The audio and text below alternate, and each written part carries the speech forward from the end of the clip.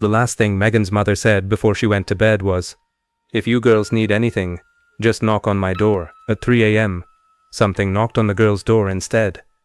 3 soft taps, low down, near the floor, and a small voice on the other side whispered, "Can I come in and sleep with you?" There were 4 girls in that room, and every one of them was already inside it. "Stay with me. That knock is coming back around before the night is over. But first, get comfortable. Pull the blanket up to your chin. Let the rain do its work, and let the sound of my voice do the rest." You're listening to True Horror Stories for Sleep. Tonight, another night of sleepover stories. The ones that happened in finished basements, and shared bedrooms and blanket forts, on the nights that were supposed to be the safest of childhood. Every one of them is real. Every one is told slowly, quietly, so you can drift off whenever your body decides it's time. There's no rush here. If these stories keep you company through the sleepless hours, subscribe so you never lose us. Leave a like so more of the sleepless can find their way here. And if you're still awake, tell us in the comments where in the world you're listening from tonight. Now, lights off. Story 1. Story 1. The Voice on the Baby Monitor. This story comes from a woman named Kelsey, and it happened in 1999, in a suburb of Kansas City. Kelsey was 10 years old, and she was sleeping over at her friend Dana's house, a big, comfortable house, with a new baby in it, Dana's little brother, only a few months old. The baby had one of those early monitors, a chunky white plastic set, a transmitter in the nursery, and a receiver that Dana's parents carried around the house so they could hear him if he stirred. That night, the 2 girls were set up in Dana's room down the hall from the nursery. Dana's parents had gone to bed, and this is the small detail that makes the whole story. They'd left the second monitor receiver in Dana's room, so the girls could hear the baby too, in case he cried, and they wanted to be the heroes who came and got Mom. So the girls fell asleep with the monitor on the nightstand, hissing its soft static, the way those old monitors always did. Kelsey woke up sometime in the deep middle of the night. She wasn't sure why at first, and then she heard it again, the thing that had woken her, a voice, coming through the monitor, a man's voice, low, gentle, singing. Kelsey lay very still and listened, and her sleepy brain tried to make it fit. Dana's dad, in the nursery, singing to the baby. That was the obvious answer, the safe answer. Dads get up with babies. She almost rolled over and went back to sleep on the strength of it, but the song was wrong. It wasn't a lullaby. It was a slow, tuneless, almost under-the-breath kind of singing. The kind a person does when they're not really thinking about it, when they're focused on something else with their hands. And, between the lines of it, the man was talking, murmuring, there now, almost, almost." Kelsey reached over in the dark and shook Dana awake, and put her hand over Dana's mouth so she wouldn't cry out, and the 2 10-year-olds lay there together, listening to a man's voice sing to a baby in a room down the hall. And then Dana said the thing that turned the night to ice. She whispered, so quietly Kelsey barely heard it. "My dad's not home. He's driving a truck. He won't be back till Sunday." The 2 girls got out of bed. They did not go down the hall toward the nursery. Kelsey has thought about that 1,000 times, and she's still grateful neither of them did. They went the other way, to Dana's parents' room, and they woke up Dana's mom. And Dana's mom sat up and heard the voice coming through the receiver in her own hand, and Kelsey says she has never before or since seen an adult move the way that woman moved. Here is the explanation, and it's the kind that doesn't make you feel better. Those old analog monitors ran on a small number of radio frequencies. A transmitter powerful enough, a second monitor, in a nearby house, on the same channel, could sometimes bleed across. The man was not in the nursery. The man was singing to his own baby, in his own house, somewhere close enough, on the same frequency, that his voice came drifting into a stranger's child's room in the dark. Probably. That's the version everyone settled on, because it's bearable. But Kelsey has never fully believed it, and here's why. When Dana's mother ran to the nursery, and she did, receiver in hand, the singing on the receiver stopped at the exact moment she opened the nursery door. Not faded, not continued. Stopped. As if the man singing had heard the door open, in a room he supposedly wasn't in. The baby was fine, fast asleep. The window was shut and locked. There was no one there. Kelsey is in her 30s now, with kids of her own, and she uses the modern monitors, the encrypted ones, the ones that can't be listened in on. She checked, specifically, before she bought them. She says the salesperson thought she was being paranoid. She let him think it. Take a slow breath. Let that one settle into the sound of the rain. Story 2. Story 2. The girl who wasn't invited. This one comes from a woman named Priscilla, and it happened in 1992, in a small town in Ontario, Canada. Priscilla was 11, and it was her own birthday sleepover. 5 girls, in the basement rec room. The kind of basement with wood paneling, and a big old sofa, and a sliding glass door that led out to the backyard. Her parents were upstairs. It was winter, deep snow outside, the glass door frosted at the edges. The girls were doing what girls did, playing games, telling secrets, working their way through a stack of snacks. And at some point, one of the girls, a quiet one named Robin, said she'd seen a face at the glass door. Everyone laughed at her. It was the kind of thing you say at a sleepover to get a reaction. And Robin was shy and easy to tease, and they assumed she was making a play for attention. Priscilla, being the birthday girl and a bit of a leader, told her to knock it off. She was scaring everyone, but Robin wouldn't let it go. She kept looking at the door, and after a while, she said, quietly, "She's still there. She wants to come in." Now the other girls stopped laughing, because Robin didn't sound like she was playing. She sounded frightened, and a little far away. The way kids sometimes get when they've decided something is true. Priscilla, to prove there was nothing there, marched over to the sliding door and yanked the curtain aside. There was nothing there, just the backyard, the snow glowing faintly blue, the fence, the dark. She made a big show of it, see, nothing, and pulled the curtain shut and went back to the group. And the night moved on, and eventually everyone forgot about it and fell asleep in their sleeping bags on the rec room floor. In the morning, Priscilla's dad went out to shovel the driveway, and he came back in with a strange look on his face and asked the girls, in a careful voice, if any of them had gone outside during the night. None of them had, because there were footprints in the snow. Small ones, child-sized, or small adult-sized, leading from the side gate, across the yard, right up to the sliding glass door, and then a patch, trampled and packed down, where someone had stood, for a while, long enough to press the snow flat, and then the footprints led away again, but not back to the gate. They led around the side of the house, to the basement window, the little window into the room where 5 girls had been sleeping, and there, in the snow beneath it, was another packed flat patch. Someone had stood there too. The police were called.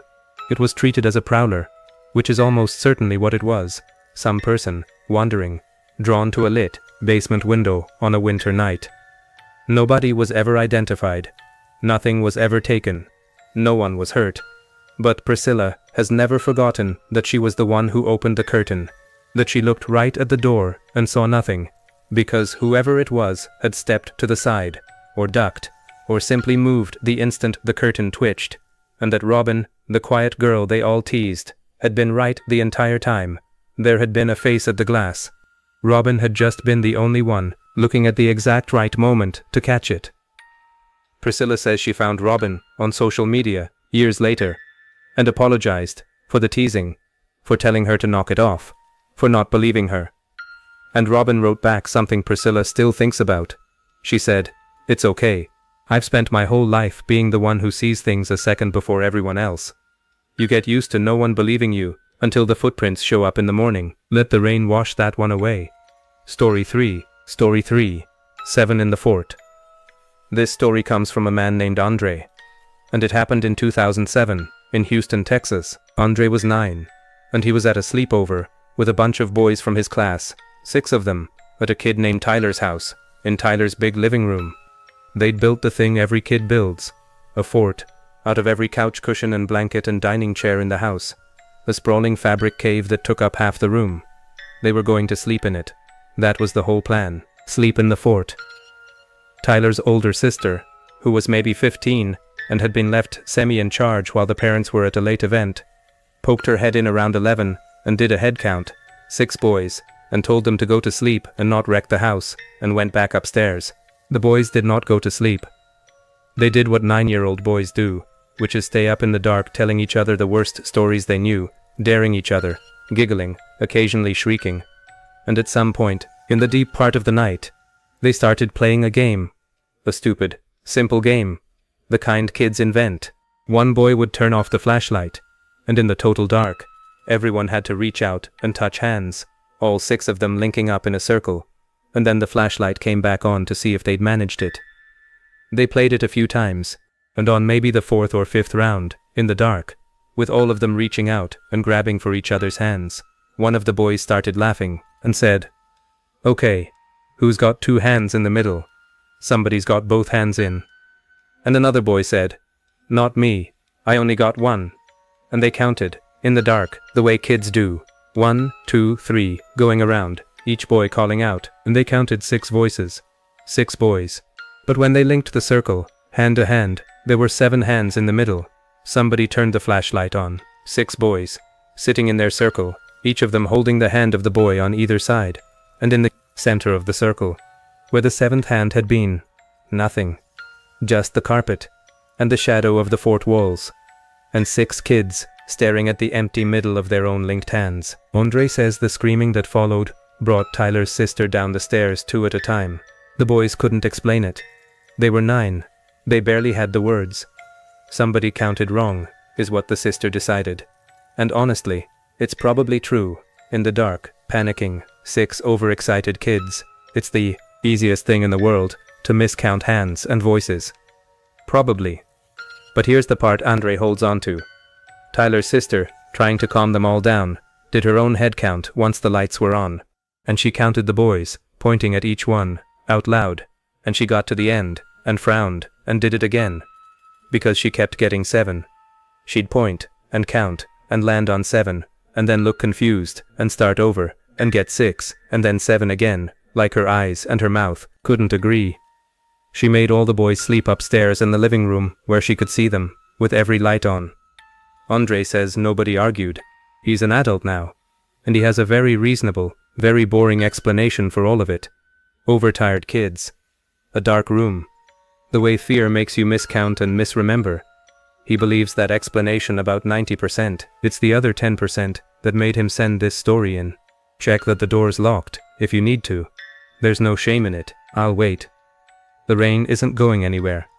Story 4. Story 4. The phone call from the kitchen. This one comes from a woman named Lauren, and it happened in 2004. In a suburb of Melbourne, Australia. Lauren was 12, sleeping over at her friend Steph's house. Just the 2 of them. Steph's parents were home and asleep. It was an ordinary weeknight in the holidays kind of sleepover. Nothing special. 2 girls in Steph's bedroom whispering into the small hours. Around 2 in the morning, the phone rang. Now, this was a landline. 1 phone in the hallway, 1 in the kitchen, the way houses were then. And a phone ringing at 2 in the morning is its own kind of alarm.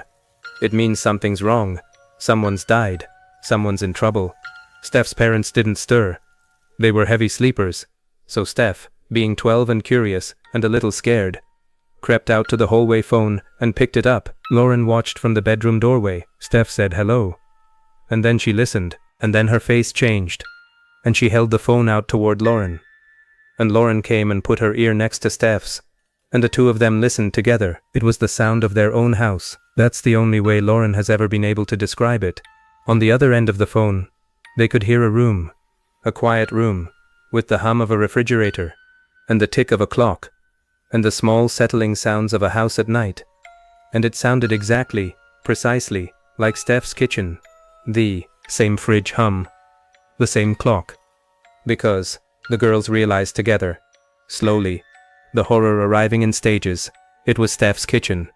Someone was calling the hallway phone from the kitchen phone, from inside the house. You could do that, on those old home phone systems. Pick up one extension, and it would ring the others, or you could hear between them. Someone was standing in the kitchen, in the dark, at 2 in the morning, holding the kitchen phone, and had dialed, or lifted, the connection to the hallway, and was now simply breathing quietly into it, while 2 12-year-old girls listened. Then a voice, very soft, said, "You should be asleep." Lauren says she and Steph didn't scream. They were too frightened to scream. They dropped the phone and ran, not to the kitchen, away from the kitchen, to Steph's parents' room. And they woke Steph's dad, and he got up, big and bleary and annoyed, and went to check. The kitchen was empty. The back door was unlocked. The kitchen phone was sitting slightly off its cradle, just enough to keep the line open. The house was searched. There was no one in it. Whoever had been standing in that kitchen had gone out the back the moment the girls ran. Steph's dad found nothing missing, nothing disturbed, except a chair pulled out from the kitchen table and turned to face the hallway, turned to face the direction of the phone, and the girls, as if whoever it was had been sitting there, comfortable, in the dark, watching, down the hall, and talking to them at the same time. The police believed it was likely someone who knew the house.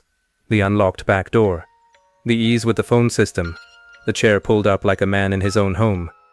They never found who. Steph's family moved within the year. Lauren says the sentence, "You should be asleep," is the thing that undoes her. Still, because it wasn't a threat. It was almost tender. It was the kind of thing a parent says, and that was so much worse than menace. That softness, that familiarity. From a stranger sitting in the dark in a house that wasn't his. Take a breath. Let it go into the rain. Story 5. Stoorifem. The other sleeping bag was warm. This story comes from a woman named Nia, and it happened in 2011, in a suburb outside Birmingham, England. Nia was 13, at a sleepover with 3 other girls, in her friend Chloe's converted loft bedroom. A big attic space at the top of the house, the coolest room any of them had, with a sloped ceiling and a skylight. 4 girls, 4 sleeping bags, up under the roof, while Chloe's family slept 2 floors below. The girls stayed up late and dropped off one by one, the way it always goes. Someone's still talking to no one, and then everyone's asleep. Nia was the last awake, she thinks. And then she wasn't awake either. She woke up because she was cold. Her sleeping bag had come unzipped down one side, and the attic had gone chilly, and she fumbled in the dark to zip herself back up. And as she did, half asleep, her hand brushed the sleeping bag next to hers, Chloe's, and she registered, in the dim automatic way you register things when you're barely conscious, that it was empty. Chloe wasn't in it. Bathroom, probably. Nia started to drift back off, and then her still half-asleep brain served up the detail it had noticed and not flagged. The empty sleeping bag was warm. Not body warm from someone who'd just left it. Warmer than that. Warm the way a bag is when someone is still in it.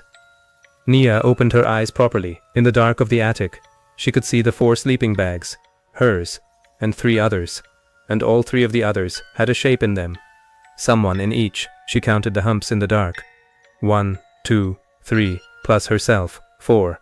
All 4 girls accounted for, all in their bags, but she just felt Chloe's bag, and it had been empty, and it had been warm. So if all 4 bags had a shape in them now, who had just gotten back in? Nia lay frozen, and she did the thing you do, the thing that never works. She told herself she'd imagined the empty bag. She'd been half asleep. She'd brushed her own bag, or misjudged, or dreamed the cold spot. 4 shapes, 4 girls. Everyone's here, go to sleep. And then, from the sleeping bag beside her, Chloe's bag, the one she'd felt. A voice she didn't recognize, an adult voice, very quiet, said, "Go back to sleep, sweetheart." Nia screamed. She screamed the way you scream when your whole body screams for you. And the attic erupted. 3 girls bolting awake. Someone's elbow, someone crying. And in the chaos and the dark, a shape came up out of the bag beside her. Large, adult, and crossed the attic to the stairs, and was gone down them before Chloe's dad had even reached the bottom flight coming up. Here is what they found. The attic had a second access, a small hatch, into the eaves. A crawl space that ran under the low edges of the roof where the ceiling met the floor. It was the kind of storage void every loft conversion has and nobody thinks about. The hatch was open. Inside the crawl space, signs someone had been there. Not for one night. A blanket. Bottles. The same terrible inventory that shows up in the worst of these stories. He'd been living in the eaves of Chloe's house, in the dead space under the roof, feet from where the girls slept.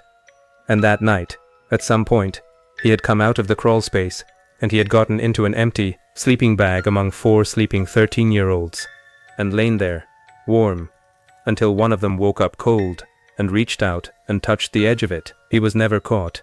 The family, understandably, could not stay in that house, and did not. Nia is an adult now. She told me the thing she can't get past isn't the crawl space, or the voice, or even how close he'd been all night. It's the word. Sweetheart. He'd called her sweetheart.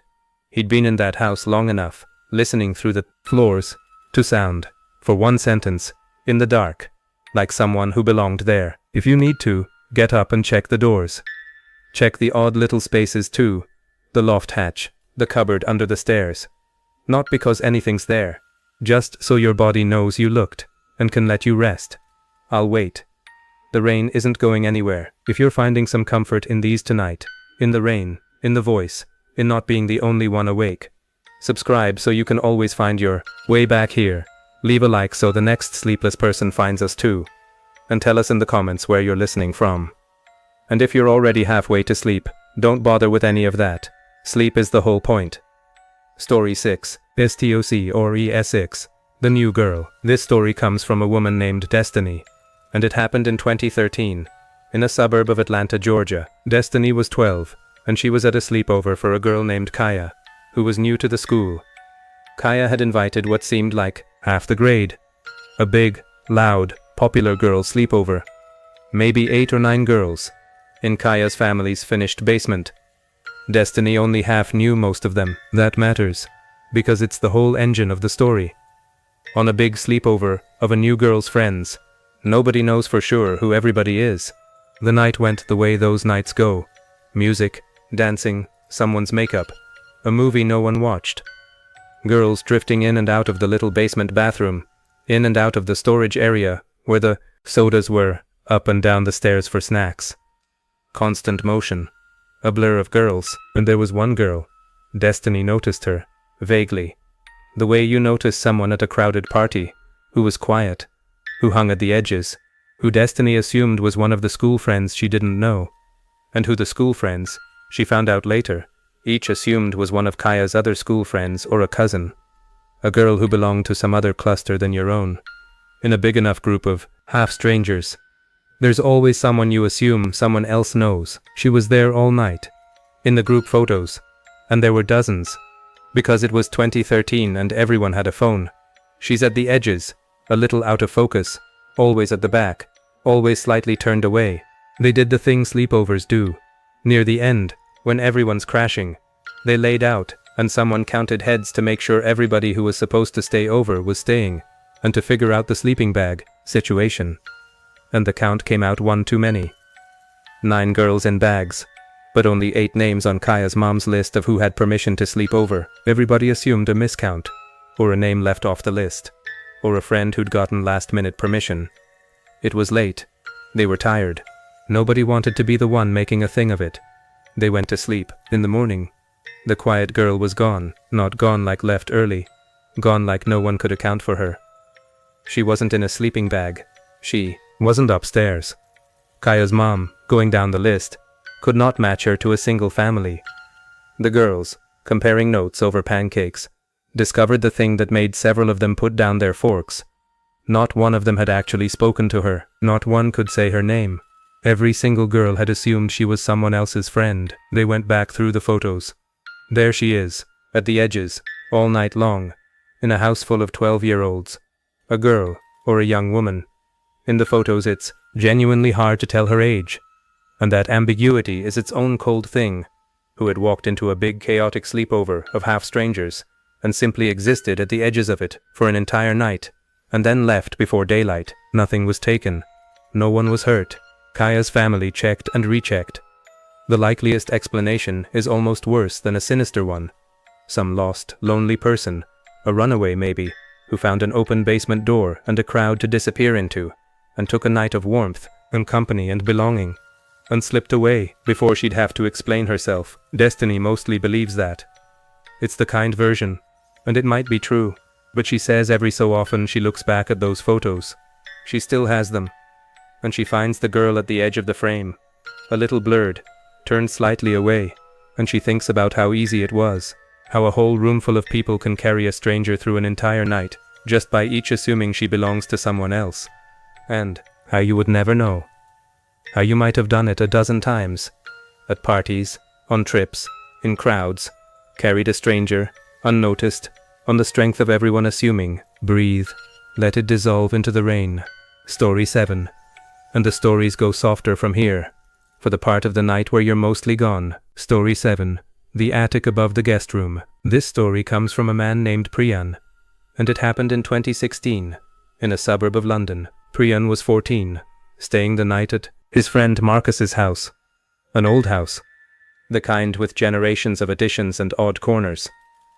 Priyan was given the guest room, a small room at the end of the upstairs hall, while Marcus slept in his own room next door. Ordinary sleepover. 2 teenage boys, gaming until late, and then peeling off to separate rooms because they were getting a bit old for the sleeping bags on the floor thing. Priyan lay in the dark of the unfamiliar guest room, doing that thing you do in a strange house, cataloguing its sounds. The tick of a radiator, a car outside, the house breathing, and above him, in the ceiling, a sound he placed easily, footsteps in the attic, slow ones, crossing the space above his room, from one side to the other. Pause. Back again. Priyan wasn't frightened at first. Old houses have people up late. He assumed it was Marcus's dad, getting something from the loft, the way parents do at odd hours. He listened to the footsteps cross back and forth a few times, and he found the rhythm of it almost soothing, and he started to drift, and then his phone lit up. A text from Marcus, in the next room. It said, "Do you hear that?" Priyan texted back, "Yeah, your dad's in the attic." And Marcus texted back, "My dad's away, nobody's in the attic. The loft ladder is in my room, and it hasn't moved." The only way into that attic was a hatch and a folding ladder in the ceiling of Marcus's bedroom. Marcus was lying directly beneath the only entrance, and it hadn't opened. No one had come through it. But someone was walking, slowly, back and forth, in the sealed dark space above both their rooms. The 2 boys did the only sensible thing 2 frightened 14-year-olds could do. They got in one room together, put their backs to the same wall, and stayed awake, texting Marcus's mum, who was at a relative's for the night, and took an agonizing while to wake up and answer. She told them to get out of the house and go to the neighbors, and they did, in their socks, at 4 in the morning. When Marcus's mum got home, and the attic was checked, properly, in daylight, by an adult, and then by the police. The explanation was the mundane, upsetting kind. There was a second way into that attic after all. An old, forgotten access from the adjoining roof space, dating back to when the house had been divided decades earlier and rejoined. A crawl through into the neighboring roof, papered over and lost to memory, that someone had reopened. Someone had been getting into the roof of that house from next door's roof. Had been, from the state of it, for some time. Not every night, but sometimes. Walking the attic in the dark above sleeping people, and going back out the way he came, through a hole in the shared roof that the family didn't even know existed. They never established who. A neighboring property had changed hands. There were vague, unprovable suspicions. Nothing came of it. Priyan says he thinks about all the nights before that one.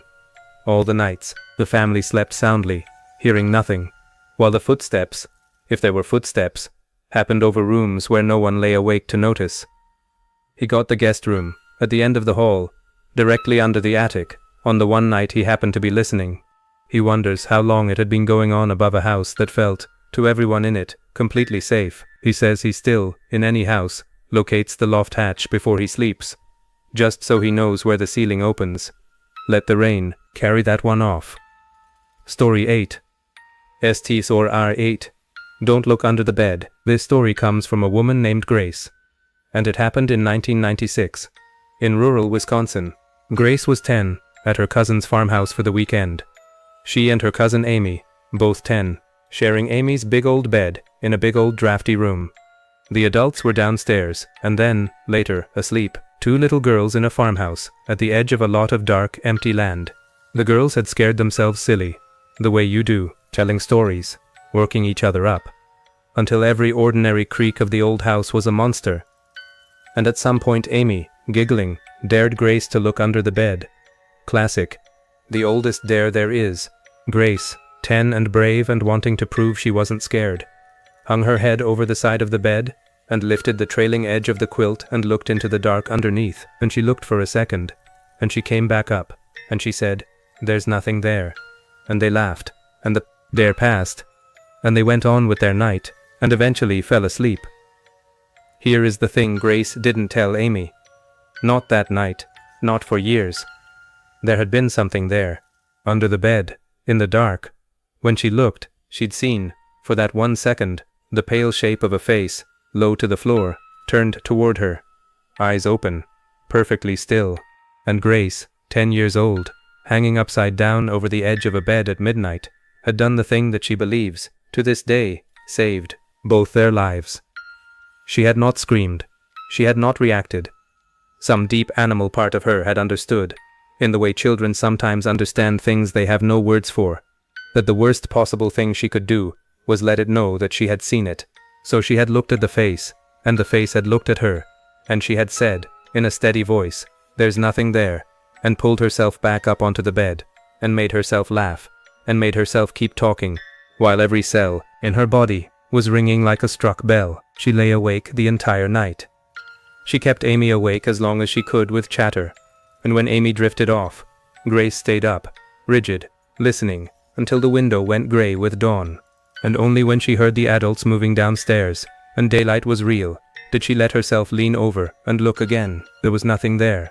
In the daylight, nothing, but the round rag rug that lived under that bed was pushed to one side, bunched against the pull wall, in a way it hadn't been when they'd gone to sleep. And the dust. It was a farmhouse. There was always dust. Was disturbed in a long, clear swath, the shape of a body, leading from under the bed to the open closet in the corner. Grace never told Amy. She never told the adults. She was 10, and who would have believed her, and what would she even have said?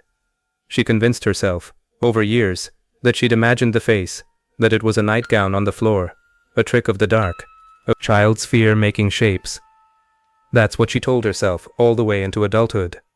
What made her finally tell the story, decades later, was this.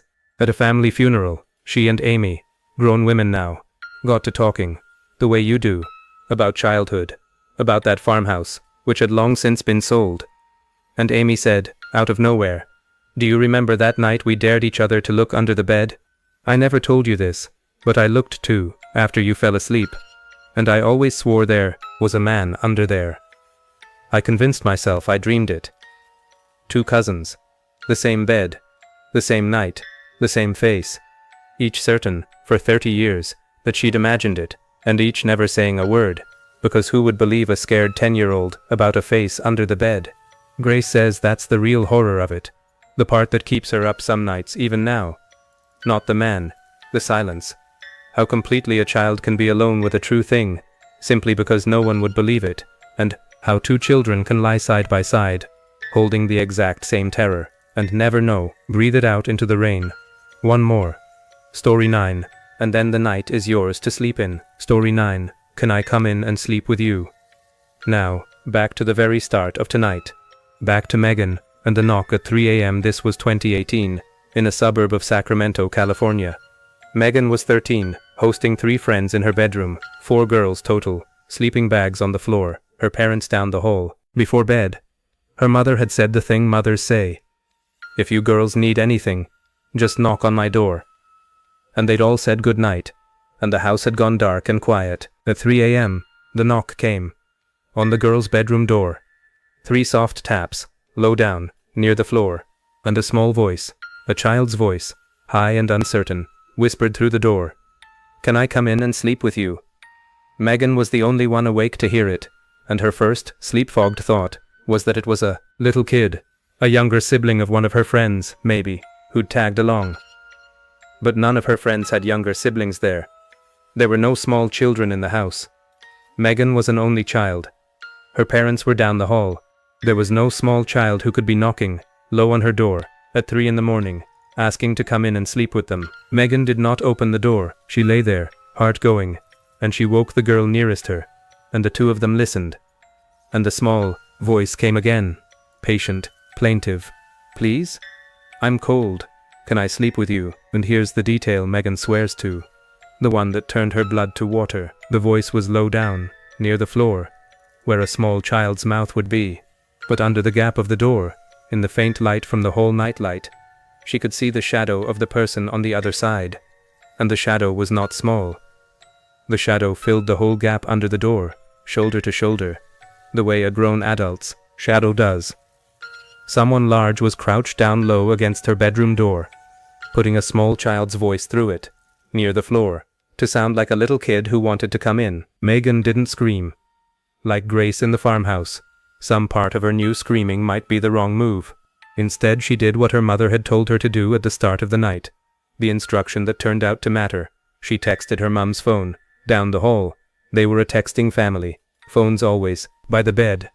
And she wrote, as quietly as typing can be, "Someone is at my door pretending to be a little kid. Don't come out. Call 911. And her mother, God bless her, did not fling open her bedroom door and come charging down the hall into whoever was crouched there. She called the police from her bed, and she and Megan's father stayed behind their locked door, and they waited, listening, while the small cold voice kept asking, every so often, to be let in. The voice stopped a minute or two before the police arrived. Whoever it was heard the sirens, or simply sensed the shift in the house. The back door, which the family was sure they'd locked, was open. Someone had come in through it in the night, and had gone through the downstairs, and had come up and found the one door behind which 4 girls slept, and had crouched there in the dark doing a small child's voice, trying to get them to open it from the inside. He was not found that night. But, and this is the one mercy in the story, Megan's neighborhood had a cluster of doorbell cameras, and between several of them the police assembled enough to identify a man who had been trying doors up and down the street. He was arrested some weeks later. He had done this before. The low child's voice at the door, in the dark, and Megan's family learnt that the thing that had protected them was the simplest thing in the world. Nobody opened the door, and nobody came out to look. Megan is an adult now. She says the sound she still hears, sometimes, right at the edge of sleep, is that small false voice, saying please, I'm cold. And what she wants anyone listening to take from her night is the single unglamorous rule that saved them. If something knocks in the dark pretending to be small and harmless and in need of your help, the kindest, safest, most loving thing you can do is not open the door. Call for the people whose job it is. Stay where you are. Keep everyone you love behind the locked door with you. She says her mother's last words that night, texted back down the dark hall, were, "We're all safe in here, don't move." And that they were. And that they did. That's volume 2. 9 nights that started as the safest nights of childhood, and turned, and were survived, because someone counted, or someone stayed still, or someone simply didn't open the door. If you're still with me, stay. The rain will keep going. My voice will keep going, soft and low, for as long as you need something in the dark that isn't silence. And if you've already drifted most of the way down, let the rest of you follow. That's the whole point of this. That's what we're here for. Whenever you surface, tonight, or tomorrow morning, or 3 nights from now, when you can't sleep, and you come looking for us again. Subscribe, so you never lose your way back. Leave a like, so the next sleepless soul finds this too. And tell us in the comments, what's the sleepover you never quite stopped thinking about? Sleep well. Lock your doors. Check the little spaces, just so you know you looked. And then let it all go. The rain will still be here.